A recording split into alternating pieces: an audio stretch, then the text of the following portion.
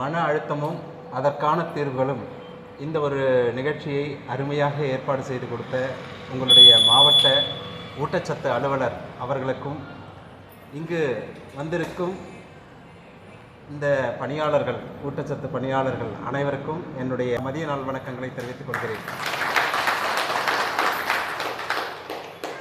அதாவது மன அழுத்தம் அப்படின்னு பார்க்கும்பொழுது மன அழுத்தம்னா என்ன? மன அழுத்தம் எனக்கு ஒரே ஸ்ட்ரெஸ்ஃபுல்லாக இருக்குது சார், இல்லாட்டி எங்கள் குடும்பத்தில் நடக்கிற விஷயம் என்ன மன அழுத்தத்தில் அழுத்துது, என் மனசே சரியில்லை, இல்லை என் பிள்ளை பண்ணுறது எனக்கு சரியாக படலை, இல்லை எனக்கு நடக்கிறது எதுவும் என்னை சுற்றி நடக்கிறது எதுவும் சரியாக இல்லை, இதெல்லாம் நான் இந்த பிரச்சனையெல்லாம் எப்படி சமாளிக்க போகிறேன், எப்படி எதிர்கொள்ள போகிறேன் அப்படின்னு சொல்லிட்டு ஒரு மனசு சொல்லும் இல்லை உங்களுக்குள்ளார இருந்து, அந்த எப்படி எதிர்கொள்ள போகிறேன் அப்படின்னு சொல்லிட்டு சொல்லக்கூடிய வலிமையற்ற மனம்தான். எப்படி வலிமையற்ற மனம்தான் உங்களை அந்த மன அழுத்தத்திற்கு ஆளாக்குகிறது. சரி, அந்த வலிமையற்ற மனதை நாம் எப்படி வலிமையுள்ளதாக மாற்றுவது? இப்போ நம்ம சொல்கிறோம் உடலுக்கு உடற்பயிற்சி தேவை, உடலுக்கு உடற்பயிற்சி செஞ்சால் நோய் எதிர்ப்பு சக்தி அதிகரிக்கும், நோய் வராது, சர்க்கரை வியாதியோ ரத்த கொதிப்போ வந்துவிட்டால் அதை போக்குவதற்கும் மருத்துவர் உடற்பயிற்சியை பரிந்துரைக்கிறார் இல்லையா? நீங்கள் டெய்லி நடங்கம்மா, உங்களுடைய சர்க்கரையெல்லாம் குறைஞ்சிரும், டெய்லி நடங்க உங்களுடைய ரத்த கொதிப்பு குறைஞ்சிரும், டெய்லி நடங்க உங்களுடைய எடை குறைஞ்சிரும் அப்படின்னு சொல்லிட்டு சொல்கிறாங்க. இதற்கான தீர்வுகள்லாம் சொல்லிகிட்டே இருக்கிறாங்க. அதே போல் மன அழுத்தத்திற்கான தீர்வு என்ன, அதை நோக்கி தான் நம்ம எல்லாம் பயணப்பட்டுருக்கோம். ஆனால் மனசை பற்றி சரியான புரிதல் இல்லாததுனால ஒவ்வொருத்தரும் வேறுபட்டுருக்கோம். இப்போது உங்களுக்குமே பக்கத்தில் இருக்கிறவங்களுக்கும் மனசை பற்றி சரியாக புரிஞ்சிருக்காது, அவங்கள பற்றி முழுசாக தெரிஞ்சிருக்காது, அவங்க ஏன் எதுக்காக இப்படி செய்கிறாங்கன்னு சொல்லிட்டு அது புரியறதுக்கு முன்னாடி நீங்கள் அவங்கள பற்றி ஒரு தப்பான ஒரு புரிதலை ஏற்படுத்திப்பீங்க. இவங்க இந்த மாதிரி செஞ்சுக்கிட்டாங்க எனக்கு முன்னாடி அப்படின்னு சொல்லிட்டு அவங்க உங்களை தாக்கணுன்ற நோக்கத்தில் செஞ்சுருக்க மாட்டாங்க, இருந்தாலும் என்னை தாக்கணுன்றதுக்காக செஞ்சிட்டாங்கன்னு சொல்லிட்டு நம்மளே நினச்சிப்போம். இதெல்லாம் தான் சேர்ந்து மன அழுத்தமாக மாறிக்கொண்டிருக்கிறது. அந்த மன அழுத்தம் வந்தால் என்ன நடக்கும் அப்படின்னு கேட்டிங்கன்னா உறவுகள் பாதிக்கப்படும். என்னங்க சார் மன அழுத்தம் சொன்னீங்க, கடைசியில் உறவுகள் பாதிக்கப்படும் அப்படின்னு சொல்கிறீங்களே? நிச்சயமாக நமக்குள்ள உறவை பாதுகாக்க வேண்டும், நம் குடும்பத்தில் உள்ள உறவுகளை பாதுகாக்க வேண்டும். பிறகு நாம் அலுவலக பணியில் இருக்கிறோம், அந்த பணியில் இருக்கும் உறவுகளை பாதுகாக்க வேண்டும். சரி, இதெல்லாம் எப்படி பாதுகாக்க போகிறோம்? இதெல்லாம் பாதுகாத்துட்டா எனக்கு மன அழுத்தம் போயிடுமா அப்படின்னு சொன்னீங்கன்னா 100%. நான் மருத்துவராக இருக்கிறேன், சமூக மருத்துவம் நோய் தடுப்பு துறையில் மருத்துவராக இருக்கிறேன். 100% உங்களுக்கு போய்விடும். ஆனால் முறையான முயற்சி, முறையான பயிற்சி கண்டிப்பாக உங்களுக்கு வேண்டும். நீங்கள் தினமும் கோயிலுக்கு போகிறீங்க, இறைவன்கிட்ட பிரார்த்தனை பண்ணுறீங்க. எதற்காக பிரார்த்தனை பண்ணுறீங்க? உங்களால் செய்ய முடியாத செயலை இறையாற்றல் செய்து வைக்கும் அப்படின்னு சொல்லிட்டு போயிட்டு இறையாற்றலை வேண்டுறீங்க. வேண்டி செய்து வைத்து விட்டால் உங்களுடைய மனத்துன்பங்கள் நீங்கிவிடும். அதற்காக போகிறோம்.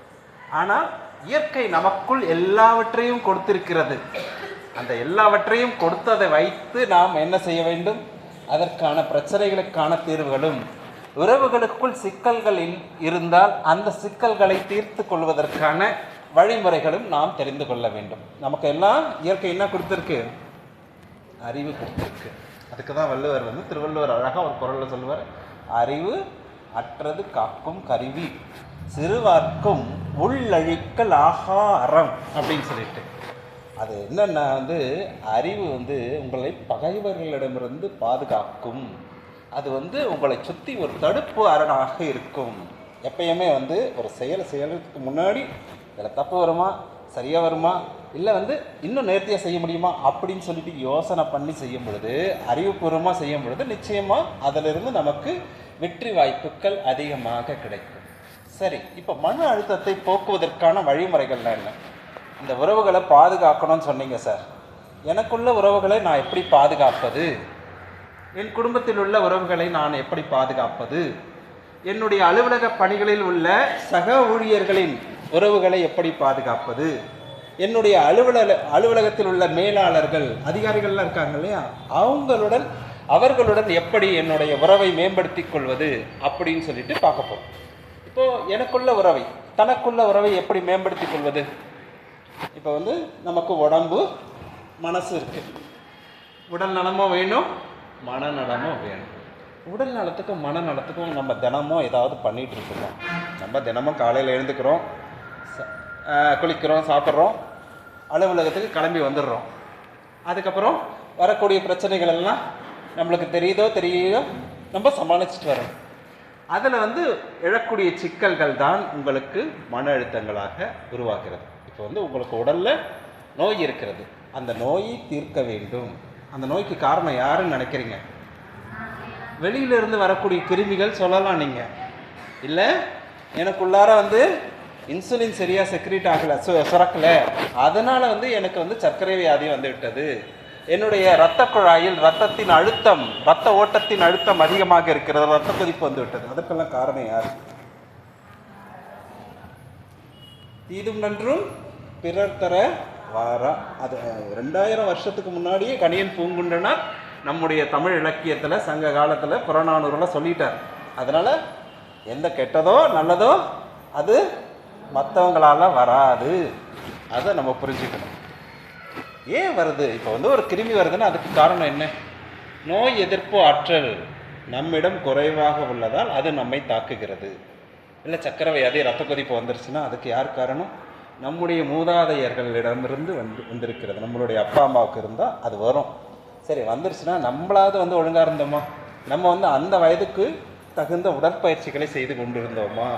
அல்லது அந்த உணவு கட்டுப்பாடுகளை மேற்கொண்டோமா இல்லையா அப்படின்னு சொல்லிட்டு பார்க்கணும். நம்ம இன்னைக்கு காலகட்டத்தில் வந்து வேகமாக ஓடிக்கொண்டிருக்கிற காலகட்டம். வேகமாக ஓடவில்லை, நாம் தான் வேகமாக ஓடுவதாக நினைத்து கொண்டிருக்கிறோம். எங்கன்னா வந்து ஒரு ஹார்ட் வந்து ஒரு நிமிஷத்துக்கு இவ்வளோதான் துடிக்கணும்னு இருக்குது. 72 முறை ஒரு நிமிஷத்துக்கு துடிக்கணும். அது வந்து உலகம் வேகமாக ஓடுதுன்னு சொல்லிட்டு வேகமாக துடிக்க முடியுமா? எங்கன்னா வந்து ஒரு குடல், சிறுகுடல் வந்து இவ்வளோதான் சாப்பிடணும்னு இருக்குது ஒரு அளவு. அதுக்கு மேலே சாப்பிட்டா செரிக்குமா? அது வேகமாக ஓடுதா? இல்லை வந்து கிட்னி வந்து இவ்வளோதான் வந்து உங்களுடைய நீரில் வந்து இந்த விஷச்சத்தெல்லாம் இருக்குது, அதெல்லாம் வடிகட்டணும்னு சொல்லிட்டு வடிகட்டும். அதுக்கும் மேலே போயிடுச்சுன்னா அதனால் செய்ய முடியாது. அது ஓடுதா? நாம் தான் தெரியாமல், புரிந்தும் புரியாமல் ஓடிக்கொண்டிருக்கிறோம். எதன் பின்னால்? எது பின்னால் ஓடுறோன்றது தெரியாமல் ஓடிட்டுருக்கோம், மனசில் தெளிவில்லாமல். அதுதான் பிரச்சனை. அதுக்காக வந்து உடலுக்கு நோய் வருவதற்கு காரணம் நாம் தான். உடலுக்கு நோய் வந்தால் மன அழுத்தம் வருமா வராதா? நிச்சயமாக வரும். ஏன் வருது? ஐயோ எனக்கு இந்த வியாதி வந்துருச்சு, மற்றவங்களாம் இப்படி சாப்பிட்றாங்களே, சக்கரை வியாதி இல்லாதவங்களாம் வந்து மாம்பழம் சாப்பிட்றாங்களே, என்னால் சாப்பிட முடியலையே அப்படின்னு ஒரு ஏக்கம் வரும். அதுவும் வந்து மன அழுத்தம். இல்லை எங்கள் வீட்டில் வந்து எல்லாம் எண்ணெயில் போட்டு வறுத்தது பொரிச்சதெல்லாம் சாப்பிட்றாங்க, என்னால் சாப்பிட முடியலையே அப்படின்னு சொல்லும் பொழுது எல்லாருக்கும் ஒரு ஏக்கம், வருத்தம் வரும். அது மன அழுத்தமாக மாறிவிடும். அதற்கு காரணம் யார்? நீங்கள் தான், நாம் தான். அதனால் வந்து இப்போ ஒரு உதாரணம் சொன்னால் உங்களுக்கு புரிஞ்சு போயிடும். நீங்கள் எதுக்காக வந்து நீங்கன்னு சொல்கிறேன்னு சொல்லிட்டு, ஒரு உணவகம் பக்கம் போயிட்டுருக்கோம். நம்ம ஏதோ ஒரு ஊருக்கு போகிறோம், அங்கே ஒரு உணவகம் பக்கத்தில் வந்து நீங்கள் கிளம்பும் போது ஒரு உங்களுக்கு பக்கத்து வீட்டுக்காரர் சொல்கிறார், நீங்கள் இந்த ஊருக்கு போகும்போது இந்த உணவகத்தில் சாப்பிட்டீங்கன்னா நல்லாயிருக்கும், ரொம்ப டேஸ்ட்டாக இருக்கும், ரொம்ப சுவையாக இருக்கும், அந்த ஊரில் போயிட்டு மசால் தோசை வடை சாப்பிட்டிங்கன்னா நல்லா இருக்குன்னு சொல்லுவாங்க. நீங்கள் காலையில் வந்து உணவெல்லாம் முடிச்சிட்டிங்க, நீங்கள் பகல் சாப்பாடு தான் சாப்பிடணும். நீங்கள் 11 மணிக்கெலாம் அந்த ஊருக்கு போயிடுறீங்க. சரி, அவர் சொன்னாரேன்னு சொல்கிறதுக்காக அந்த உணவு விடுதிக்கு போக முடியுமா? போனீங்கன்னா என்ன ஆகும்? உடல் கெட்டுவிடும். சரியா? சரி, ஆசைப்பட்டு போகிறீங்க, அந்த உணவு விடுதியை பார்த்தா அவர் சொன்ன மாதிரிலாம் இல்லை, நல்லாவே இல்லை, தூய்மையாக இல்லை. அதை பார்த்துட்டாவது நம்ம என்ன பண்ணியிருக்கணும்? திரும்பி வேண்டாம், நம்ம வந்து மதியானம் 1 மணிக்கு தான் சாப்பிடணும்னு சொல்லிட்டு அப்படி திரும்பி வந்திருக்கணும். திரும்பி வரலை. சரி, அவர் சொல்லிட்டார் மசால் தோசை நல்லா இருக்கும்னு சொல்லிட்டு, சரி எடுத்துகிட்டு வாப்பான்னு சொல்லி சாப்பிட்ட பிறகு அந்த சாப்பிட்டதை யார் ஜீரணிக்க வேண்டும்? நம்முடைய உடல் தான் ஜீரணிக்க வேண்டும். அந்த தூய்மை இல்லாத உணவை ஜீரணிப்பது நம்முடைய உடல். ஜீரணித்து பிறகு வயிற்றுப்போக்காக வெளிவரும் பொழுது துன்பப்படுவது யார்? நம்ம யோசிக்கணும். ஒருத்தர் சொல்கிறாங்களா, இதில் உண்மை இருக்கா? அது வந்து நம் உடலுக்கு நல்லதா, மனதுக்கு நல்லதா? எடுத்துக்கொள்வோம். மனதுக்கு நல்லது இல்லை, உடலுக்கு நல்லது இல்லைன்னா அப்படியே விட்டுருவோம். அவங்களுக்கு வந்து ஒரு பெரிய கண்டனை எதுவும் சொல்ல வேண்டாம், சரிங்க செய்கிறேன் அப்படின்னு சொல்லிட்டு விட்டுருலாம். அவர் போய் சாப்பிட்டீங்களா இல்லையான்றதையே பார்க்க போகிறாரா உங்கள் பக்கத்து வீட்டுக்காரரு? நீங்கள் ஏதோ ஒரு சொல்லிக்கலாம், வந்துட்டு கூட நீங்கள் அந்த ஹோட்டல் போனீங்களா இல்லையா அப்படின்னு கேட்பாரு. கேட்டால் கூட நீங்கள் என்ன சொல்லலாம், ஏதோ காரணங்களால் என்னால் அந்த உணவகத்துக்கு போக முடியல அப்படின்னு சொல்லிக்கலாம். பிறகு மனம், உங்களுடைய மனதை நீங்கள் தான் பார்த்து கொள்ள வேண்டும். தீதும் நன்றும் பிறர் தர வாரா, இது 100% உண்மைங்க. பிறர்க்கின்னா முற்பகல் செய்யின் தமக்குன்னா பிற்பகல் தாமே வரும், வான்புகழ் வள்ளுவர். எல்லாம் சும்மா சொல்லி வச்சாங்களா? கிடையவே கிடையாது.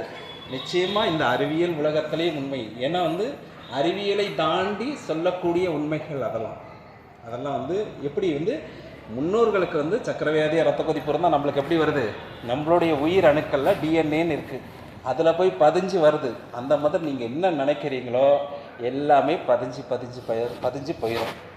அதனால் தீதும் நன்றும் பிறர் தர வர. அப்போ மனசை எப்படி வச்சுக்கிறோம்? நம்ம சிந்தனை, சொல், செயல் அனைத்தும் தூய்மையாக இருக்க வேண்டும்.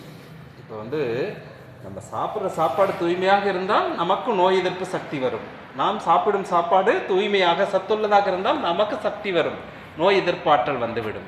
நாம் உடலை வளர்க்கும், நம் உடம்பை நல்லா வச்சுருக்கோம். அதனால் நம்முடைய மனமும் தூய்மையாக இருக்க வேண்டும். அதற்கு என்ன பண்ணணும்? சிந்தனை தூய்மையாக இருக்க வேண்டும், சொற்கள் தூய்மையாக இருக்க வேண்டும். சொற்கள், கடுமையான சொற்களை பேச வேணாம். எனக்கு பிடிக்கலையா? பிடிக்கலம்மா, நான் அப்புறம் பார்த்துக்கிறேன். ஒரு கனிவா சொல்லிட்டீங்கன்னா கோபம் வராது. இல்லாட்டி பக்கத்தில் இருக்குங்கிட்ட எனக்கு பிடிக்காதெல்லாம் நான் செய்ய மாட்டேன் தெரியல, எதுக்காக கேட்டுட்ருக்கேன் அப்படின்னு சொல்லக்கூடாது. சரிங்களா? கனிவா சரி, அவங்க உங்களை வற்புறுத்துறாங்களா? வற்புறுத்தும் போது என்னால் இதை இப்போதைக்கு செய்ய முடியாது, விட்டுருங்க, என்னை விட்டுருங்க அப்படின்னு சொல்லலாம். இல்லை, ஒரு நிகழ்ச்சி பொழுது ஒவ்வொரு விதமாக நாம் பேசலாம், எப்படி வேணுமானாலும் நாம் பேசலாம். ஏன்னா நம்மளுக்கு என்ன இருக்குது? 6 அறிவு இருக்கிறது. அந்த சூழ்நிலைக்கு தகுந்த மாதிரி நம்ம பேசிக்கலாம், பழகிக்கலாம். ஏன்னா மனித உறவுகள் ரொம்ப ரொம்ப முக்கியம். மனித உறவுகளில் சிக்கல் இருக்கவே தான் இன்றைக்கி எல்லாரும் படக்கூடிய துன்பத்திற்கு காரணம். மனித உறவுகளில் சிக்கல் குடும்பத்தில் இருந்தால் குடும்ப பிரச்சனை, அது உங்கள் ஊரில் இருந்தால் ஊர் பிரச்சனை, உங்கள் நாட்டில் இருந்தால் நாட்டு பிரச்சனை, ஒரு நாட்டுக்கு இன்னொரு நாட்டுக்கு இருந்தால் உலக பிரச்சனை இல்லையா? அதனால் இன்றைக்கி உலகப்போர் வெடிச்சிருக்கு. அதனால் பாதிக்கப்பட போகிறது யார்? எல்லா மக்களும். இன்றைக்கி சமையல் எரிவாயு தட்டுப்பாடு அப்படின்னு சொல்கிறாங்க. ஏதோ ஒரு இடத்துல ஏதோ ஒருத்தர் தவறு பண்ணுறாரு மனசுனால. அப்போ யாரெல்லாம் பாதிக்கப்படுறாங்க? இப்போ புரிஞ்சிருச்சா உங்களுக்கு? அதனால் நம்முடைய மனம், சிந்தனை, சொல், செயல் எல்லாவற்றிலும் தூய்மையாக இருக்க வேண்டும். இப்போ யார் அந்த உலகப் போரில் ஜெயிக்கிறாங்கன்றது பிரச்சனை கிடையாது. உலகம் முழுக்கும் உள்ள வாழக்கூடிய மனிதர்கள் பாதிக்கப்படுகிறார்கள். நேற்று பார்த்தீங்கன்னா நேற்றைய தினத்தந்தி செய்தியில் உணவகங்கள்லாம் பெங்களூரில் மூடப்பட்டன அப்படின்னு சொல்லிட்டு யாரோ எங்கேயோ ஒருவர் மனதினால் தகாத எண்ணங்களை நினைத்ததனால் வந்த விளைவு தான் இந்த விளைவு. இப்போ புரிஞ்சிட்டு சரி, என்னுடைய குடும்பத்தில் உள்ள உறவுகளை நான் எப்படி மேம்படுத்தி கொள்ளப் போகிறேன்? குடும்பத்தில் யாராக இருப்பாங்க? நம்முடைய சமூக அமைப்பு எப்படி இருக்கும்? மாமியார், மாமனார், நம்முடைய கணவர், அதற்கு பிறகு நம்மளுடைய பிள்ளைகள். நம்மளுடைய மாமியார் மாமனாருக்கும் ஒரு நல்ல உறவு முறையை நாம் ஏற்படுத்தி கொள்ள வேண்டும். அந்த உறவு முறை இல்லைனாலும் கூட சிக்கல் ஏற்படும். 2 பேரும் ஒரே சீரியலை ஒரே இடத்துல உட்காந்து பார்ப்பாங்க, ஆனால் ஒவ்வொருத்தருடைய மன ஓட்டமும் வேறு வேறாக இருக்கும். மாமியார் மருமகளை பற்றி நினைப்பதும் மருமகள் மாமியாரை பற்றி நினைப்பதும் வேறு வேறு விதமாக நினைக்கும். நீ இப்படியா? பார்த்துக்கிறேன். மாமியார் நினைப்பாங்க, நீ இப்படி தானா, ஒரு கை பார்த்துடலாம் அப்படின்னு சொல்லிட்டு அந்த மாதிரி உள்ளார ஓடிக்கிட்டே இருக்கும்போது வீடு நல்லா இருக்குமா? நல்லா இருக்காது. அதே போல் கணவன், ஒவ்வொருத்தரும் கணவன் மனைவி உறவு ரொம்ப புனிதமானது. அந்த உறவு முறையை நாம் மேம்படுத்தி கொள்ள வேண்டும். கணவனாக இருந்தாலும் சரி, மனைவியாக இருந்தாலும் சரி, ஒவ்வொருவரும் என்ன திருமணம் என்ற பந்தத்தினால் நாம் இணைக்கப்பட்டிருக்கோம். அப்போ மனசு எப்படி இருக்கணும் அப்படின்னு சொல்கிறதுக்கு நம்மளுடைய சங்க தமிழ் இலக்கியத்தில் ஒரு பாடல் ஒன்று இருக்குது. யாயும் யாயும் யாராகியரோ எந்தையும் நுந்தையும் எவ்வமுறை கேளிர் யானும் நீயும் அவ்வழி அறிந்த செம்புளப்பயல் நீர் போல அன்போடு நெஞ்சம் தாம் கலந்ததவே அப்படின்னு சொல்லிட்டு, நீங்கள் செய்யப்படுறது அவருக்கு தெரியும், அவர் செய்யப்படுறது உங்களுக்கு தெரியும். அதுதான் கணவன் மனைவி உறவு. நீங்கள் நினைக்கிறது தெரியும். அந்த புலவன் என்ன சொல்கிறான்னா, எங்கேயோ வானத்திலிருந்து மழை பெய்யுது, அது செம்மண் நிறம் கலர்ந்த மண்ணில் பொழிகிறது. பொழிந்து விட்ட பிறகு அந்த நீர் ஓடையாக ஓடுகிறது. அந்த ஓடை ஓடும் பொழுது அது மேலிருந்து பொழிந்த மழை செம்மண் கலந்த நிறத்தில் இருக்கிறதா அப்படின்னு சொல்லிட்டு அவன் பார்த்து வியக்கிறான். இல்லை வானத்திலிருந்து வரும்பொழுதே அந்த நிறத்தில் தான் வந்ததா அப்படின்னு சொல்லிட்டு பார்க்குறான். அப்போ கணவன் மனைவி ஈருடலாக இருந்தாலும் ஒரு மனமாக இருக்க வேண்டும், மறக்கக்கூடாது. கணவனுக்கு தெரியாத எதுவும் நீங்களும் செய்யக்கூடாது, உங்களுக்கு தெரியாமல் அவரும் எதுவும் செய்யக்கூடாது. அந்த மாதிரி ஒரு உறவு முறையை நீங்கள் கடினமாக முயன்று மேம்படுத்தி கொள்ள வேண்டும். பிறகு பிள்ளைகள் தான் நாளைக்கு நாட்டின் தூண்கள். அவர்களை நல்ல பிள்ளைகளாக உருவாக்குவது உங்கள் ஒவ்வொருவரின் பெற்றோருடைய கடமையாக. ஏதாவது ஒரு தாய் என்னுடைய பிள்ளை எப்படியாவது போட்டு விட்டுருவாங்களா? நிச்சயமாக விட மாட்டாங்க. வள்ளுவர் அதுக்கும் அழகாக ஒரு குறள் சொல்றார். எழுபிறப்பும் தீயவை தீண்டா பழிப்பிறங்கா பண்புடை மக்கட்பெறின். உங்களுக்கு குழந்தை இருக்குன்னா அந்த குழந்தைக்கு சின்ன வயசுல இருந்து நல்ல நல்ல நல்ல நல்ல கருத்துக்கள்லாம் சொல்லி சொல்லி சொல்லி வளர்த்திங்கன்னா நல்லா இருக்கு. இப்போ நம்ம உறவினர் வராரு நம்ம வீட்டுக்கு, மாமனோ இல்லை அத்தையோ யாரோ வராங்க, நம்ம அந்த குழந்தைகிட்ட என்ன சொல்லுவோம்? நாளைக்கு தேர்வு இருக்குது, நீ போய் படி, நாளைக்கு மிட்டம் டெஸ்ட் இருக்குது, நீ போய் படி, மாமா இங்கே தான் இருப்பார் போ அப்படின்னு சொல்லிட்டு அந்த குழந்தைய உறவு முறையை கெடுத்து விடுகிறோம். இன்றைக்கி அப்படி தானே? அப்படி இல்லாட்டி இன்னொன்று கேட்போம், மாமா வந்திருக்காரு, மாமா எப்போ போவாருன்னு கேளு. அவர் வேற வந்துட்டார், எக்ஸ்ட்ரா அவருக்கு வேற பணிவிடை செய்யணும் அப்படின்னு சொல்லிட்டு மனசு நினைக்க தோணிடுது.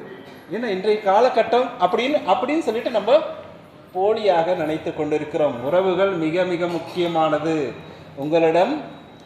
உங்கள் பிள்ளைகளிடம் அத்தையை பற்றி சொல்லிக் கொடுங்கள், மாமனை பற்றி சொல்லிக் கொடுங்கள், பெரியம்மாவை பற்றி சொல்லிக் கொடுங்கள், சித்தியை பற்றி சொல்லிக் கொடுங்கள், அனைவரை பற்றியும் சொல்லிக் கொடுங்கள். அதுக்கு தான் அழகாக ஒரு தாலாட்டு பாட்டு இருக்குது. அதாவது தாலாட்டு பாட்டெல்லாம் நீங்களாம் கிராமத்துலேருந்து வந்திருப்பீங்க. தாலாட்டு பாட்டில் அழகாக உறவு முறையெல்லாம் சொல்லியிருப்பாங்க. அத்தை அடித்தாலோ அமுதூட்டும் கையாளை, பாட்டி அடித்தாலோ பாலூட்டும் கையாளை, மாமன் அடித்தானோ மகிழ்ந்தெடுக்கும் கையாளை, அண்ணன் அடித்தானோ அணைத்தெடுக்கும் கையாளை. அந்த குழந்தை அதுக்கு பதில் சொல்லுதான், யாரும் அடிக்கவில்லை, கைவிரலும் தீண்டவில்லை, தானாய் அழுகிறேன். எப்படி? தானாய் அழுகிறேன் தாயின் குரல் கேட்கும் முன்னு.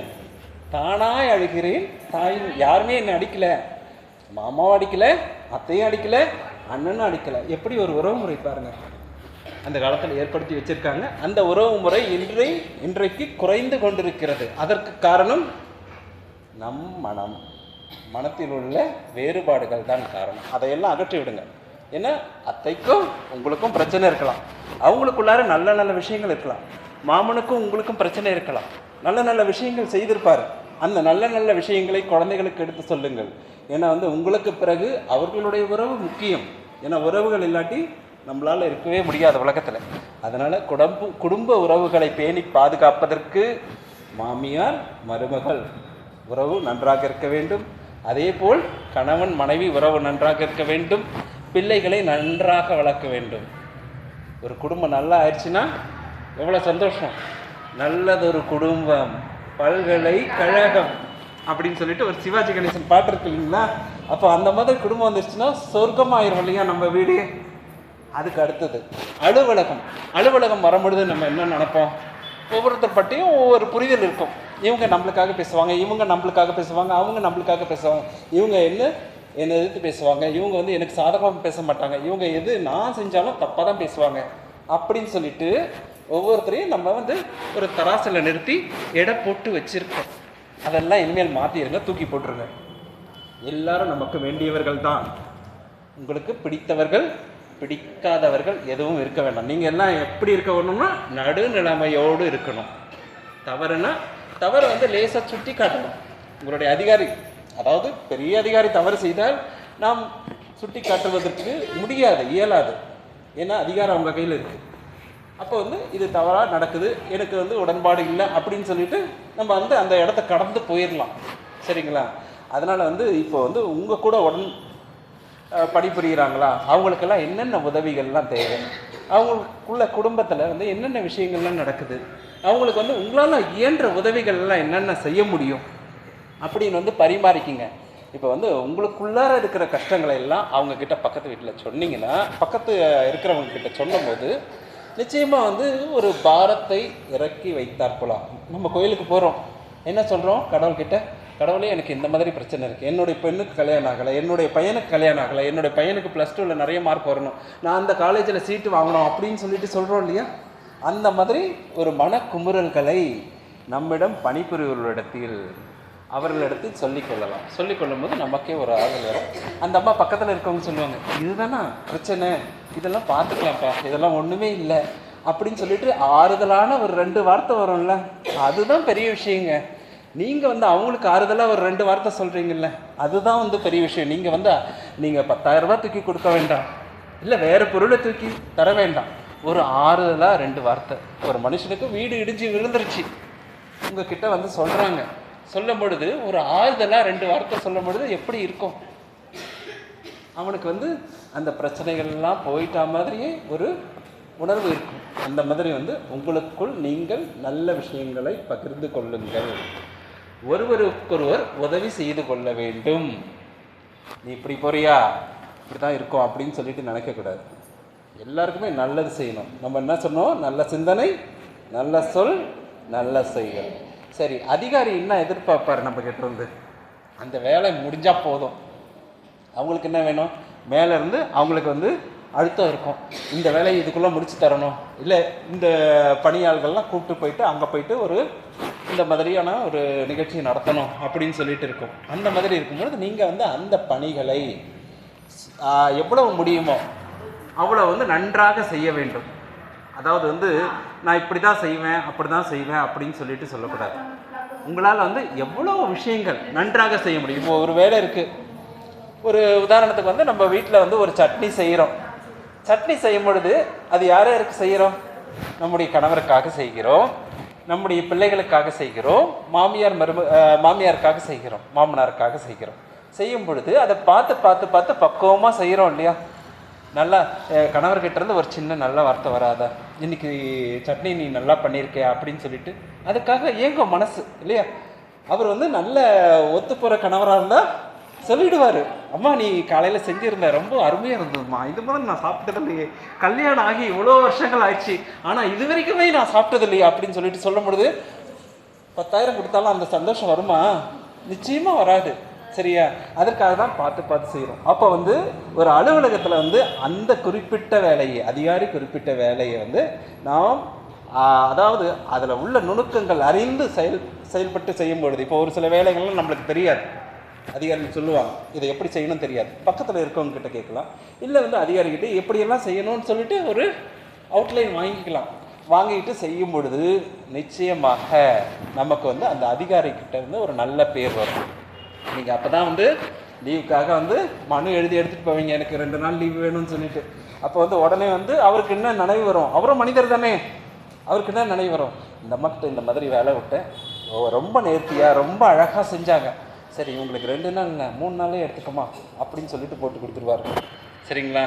அதனால் வந்து உறவு முறைகள் உங்களிடம், அதாவது உங்கள் உடம்பினிடத்தும் சரி, மனதினிடத்தும் சரி, அதே போல் உங்கள் குடும்பத்தில் உள்ள உறவு முறைகளையும் சரி, மற்றும் அனைத்து அலுவலக பணிகளிலும் சரி, நீங்கள் உறவு முறைகளை காத்து கொள்ள வேண்டும்.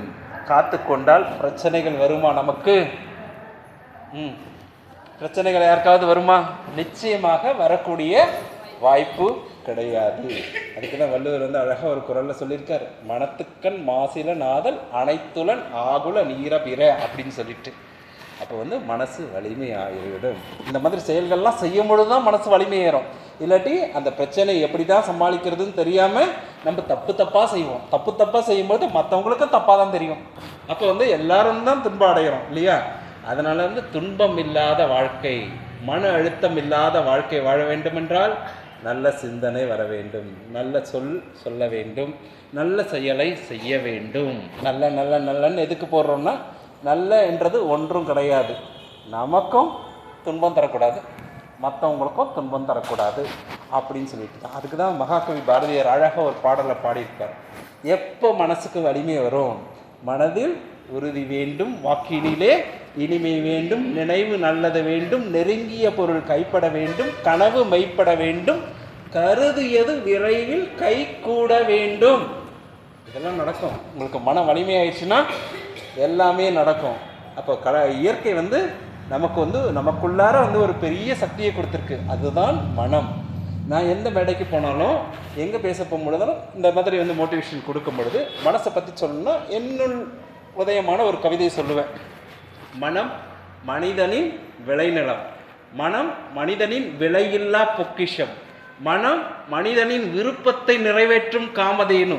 அதனால் இயற்கை நம்மிடம் எல்லாவற்றையும் கொடுத்துருக்கா இல்லையா? யாரும் இனிமேல் கொடுக்கலன்னு சொல்லக்கூடாது. ஒரு பெரிய பொக்கிஷத்தையே, ஒரு பெரிய விளைநிலத்தையே, அதாவது இயற்கையில் அது கூட ஈடு இணையே இல்லாமல் ஒரு சக்தியை நமக்கு கொடுத்துருக்கு, மனம் என்ற சக்தியை. அந்த மனம் என்ற சக்தியை பயன்படுத்தி தான் ஒவ்வொருத்தரும் பெரிய பணக்காரர்களாகவோ, ஒரு பெரிய அரசியல்வாதிகளாகவோ, ஒரு பெரிய அதிகாரிகளாகவோ உருவாகி கொண்டிருக்கின்றார்கள். அந்த மாதிரி நம்ம ஏன் வர முடியாது? நமக்கும் இயற்கை கொடுத்துருக்கு, நமக்கும் கிட்னி கொடுத்துருக்கு, நமக்கும் இருதயம் கொடுத்துருக்கு. அதெல்லாம் துடிச்சிட்டு தானே இருக்குது.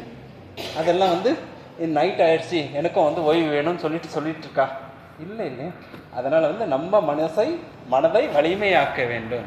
சரிங்க சார், நீங்கள் சொல்லிட்டீங்க, இது மட்டும் செஞ்சால் மனசு வலிமை வந்துடுமா அப்படின்னு சொல்லிட்டா கொஞ்சம் கஷ்டம்தான். என்னங்க சார் திடீர்னு இவ்வளோ சொல்லிட்டு திடீர்னு கஷ்டம்னு சொல்கிறீங்களே? இதுக்கு ஒரு பயிற்சி செய்ய வேண்டும், முயற்சி செய்து ஒரு பயிற்சி செய்ய வேண்டும். என்ன பயிற்சி அது? நம்ம உடம்புக்கு உடல் பயிற்சி செய்கிறோம். தினமும் காலையில் நடக்கிறோம், இல்லை சைக்கிள் ஓட்டுறோம், இல்லை ஸ்கிப்பிங் ஆடுறோம், எல்லாம் பண்ணுறோம் இல்லையா? அந்த மாதிரி மனதுக்கு ஒரு பயிற்சி தேவை. மனதை ஒருமுகப்படுத்த வேண்டும். மனது குவிந்தால்தான் நமக்கு, பாரதியார் சொல்கிறார் இல்லையா, மனதில் உறுதி வேண்டும் சொல்லிட்டு, அந்த மாதிரி ஒரு உறுதி ஏற்படும். அந்த உறுதி ஏற்பட்டுச்சுன்னா நீங்கள் எந்த செயலை செய்தாலும் ஜெயமாக இருக்கும். வெற்றி வெற்றி வெற்றி. எல்லாத்துக்கும் என்ன தேவை? வெற்றி தேவை. அதனால் மனம் வலிமையாக இருக்க வேண்டும். அதற்கு நம்ம தியானம் தியானம் தியானம். நம்ம பெரிய ஆன்மீகத்தில் எல்லாருமே எல்லா மதத்திலையும் தியானம் செய்கிறாங்க. மனதை ஒருமுகப்படுத்துகிறார்கள். மனதை ஒருமுகப்படுத்த தான் உங்களுக்கு எல்லாம் கிடைக்கும். நம்ம கடவுள்கிட்ட போயிட்டு வேண்டுறோம், ஒரு கோயிலில் போய் வேண்டுறோம். வேண்டும் பொழுது எப்படி வேண்டுறோம்? இறைவா அப்படின்னு சொல்லிட்டு ஒரு மனதை ஒருமுகப்படுத்துகிறோம் இல்லையா? ஒருமுகப்படுத்தும் பொழுது அது அந்த இயற்கை சக்தியினிடம் போய் நம் மனதில் பிரதிபலிக்கிறது. பிரதிபலித்து நம்மையும் நம்மை சேர்ந்தவர்களையும் உதவி செய்ய வைக்கிறது. உதவி செய்து அந்த பிரச்சனையை தீர்த்து வைக்கிறது. இதுதான் உண்மை, இதுதான் அறிவியல். அதனால் நீங்கள் மனதை உறுதியாக்க வேண்டும் என்றால் நீங்கள் அனைவரும் தியானம் செய்ய வேண்டும். தியானம் உங்களுக்கு பிடிச்ச கடவுளை நினச்சி தியானம் பண்ணலாம். உயிர் இருந்தால் இயற்கை இருக்கிறது. உயிர் இல்லை என்றால், உயிர்கள் இல்லை என்றால் இயற்கையும் இல்லை. நம்ம பார்க்குறோம், சூரியன், சந்திரன், நட்சத்திரங்கள், நம்ம காடுகள், மலைகள், பூச்சி இனங்கள், தாவரங்கள் எல்லாவற்றிற்கும் உயிர் இருக்கிறதா இல்லையா? அதையெல்லாம் இயக்கிக் கொண்டிருப்பது தான் நாம் கடவுள் என்று, ஒரு பெரிய சக்தி என்று வழிபாடு செய்து கொண்டிருக்கிறோம். அதில் தவறே கிடையாது. ஏன்னா நம்மளுக்கு மீறிய ஒரு சக்தி, நமக்கு மீறிய ஒரு ஆற்றல், அதுதான் அனைத்தையும் ஏற்பாடு செய்து வைத்திருக்கிறது. நம்ம வர்றதுக்கு முன்னாடி நமக்கு உயிர் வாழ்கிறதுக்கு என்ன தேவை? தண்ணீர், காற்று, உணவு, இதெல்லாம் வேணும். அந்த நீருக்கு ஆதாரமாக இருப்பது எது? மழை. அதுக்கு தான் வள்ளுவர் குரலில் சொல்லியிருக்காரு, விசும்பின் துளி விழி நல்லால் பசும்புல் தலை காண்பது அரிது அப்படின்னு சொல்லிட்டு. பசும்புல் தலை காண்பது அரிது, அதாவது மேலேருந்து மழை பெஞ்சா ஒழிய பசும்புல்லோட நுனியை கூட நம்ம பார்க்க முடியாது அப்படின்னு சொல்லியிருப்பேன். அதுக்கெல்லாம் ஏற்பாடு தன்னால் வந்திருக்குமா? நிச்சயமாக இல்லை. இப்போ நம்ம உடம்பையே எடுத்துப்போமே, நம்ம எவ்வளோ சாப்பிட்றோம். நம்ம காலையில் ஒரு 2 இட்லி, சட்னி, ஒரு 2 வடை வச்சு சாப்பிட்றோம். சாப்பிடும் பொழுது அதில் என்னென்ன இருக்கும்னு நினைக்கிறீங்க? என்னென்ன சத்து பொருட்கள்லாம் நம்ம அறிவியல் மூலமாக கண்டுபிடிச்சிருக்கோம்? மாவுச்சத்து இருக்கும், புரதம் இருக்கும், கொழுப்பு இருக்கும், விட்டமின்ஸ் இருக்கும், மினரல்ஸ்லாம் இருக்கும். அந்தந்த உடம்பு அப்படியே உள்ளே போகுது, அரைச்சி உள்ளே போகுது. நீங்கள் நல்லா பல்லெல்லாம் அரித்து உள்ளே போக வைக்கிறீங்க. உள்ளே போயிட்டவுடனே பிரித்து சத்து பொருள்லாம் பிரிக்கிறது எது? குடல். குடலும் கிட்னியும் தேவையான தண்ணியெல்லாம், சத்து தண்ணியெல்லாம் எடுத்துக்குது. அதுக்கு தெரியும் இல்லையா என்ன செய்யணும்னு சொல்லி. நீங்களா சொல்கிறீங்க? இல்லை நீங்கள் சொல்கிறீங்களா? இதெல்லாம் நான் சாப்பிட்ருக்கேன், இதெல்லாம் தனித்தனியாக பிரிச்சிரு. இவ்வளோ ப்ரோட்டீன் சாப்பிட்ருக்கேன், இவ்வளோ கார்போஹைட்ரேட் சாப்பிட்ருக்கேன், இவ்வளோ விட்டமின் ஏ சாப்பிட்ருக்கேன், இவ்வளோ விட்டமின் டி சாப்பிட்ருக்கேன், எனக்கு பிரித்து கண்ணுக்கு விட்டமின் ஏவை கொடுன்னு சொல்கிறீங்களா? அது தன்னால் இயங்கிக் கொண்டிருக்கிறது. தன்னால் இயங்கிக் கொண்டிருப்பது தான் இயற்கை. இயற்கையை அறிய வேண்டுமென்றால் மனம் வலிமையாக இருக்க வேண்டும். மனம் வலிமையானால் நீங்கள் அனைவரும் நினைத்த காரியம் கைகூடும். அதனால் நினைத்த காரியம் நடக்கணும்னா மனம் வலிமையாக ஆக வேண்டும். அதற்காக தியானம் செய்ய வேண்டும். தியானம்னா ஒன்றும் இல்லை, அதாவது நல்லா கண்ணை மூடிக்கிட்டு ஒரு மனதை ஒருமுகப்படுத்தணும். அதுக்கு நமக்கு ஏதாவது ஒன்று தேவை. ஏன்னா திடீர்னு நம்ம பெரிய நிலை, இப்போ புத்தர் 18 நாள் விரதம் இருந்து அந்த ஞான நிலையை அடைஞ்சாருன்னு சொல்கிறோம். அவங்கெல்லாம் மனிதர்களில் மகா மனிதர்கள் இல்லையா? அவங்களெல்லாம் சென்று அடையணும்னா முடியும், நம்மளால முடியும். ஆனால் நம்மளுக்கு அந்த பயிற்சி இல்லை, அவ்வளோதான். அதனால் நீங்கள் அனைவரும் பயிற்சி செய்தீர்களானால் மகா மனிதர்களாக ஆக முடியும் என்று கூறிக்கொண்டு, இந்த வாய்ப்பை ஏற்படுத்தி கொடுத்த ரேவதி மேடம் அவர்களுக்கும், இந்த நிகழ்ச்சியை கேட்டுக்கொண்டிருந்து உங்களுக்கு பயனளிக்கக்கூடிய இந்த தகவல்களையும் உங்கள் உள் வாங்கி உங்கள் குடும்பத்திற்கும் எடுத்து சொல்லக்கூடிய உங்களையும் வணங்கி விடைபெறுகிறேன். நன்றி, வணக்கம், வாழ்க.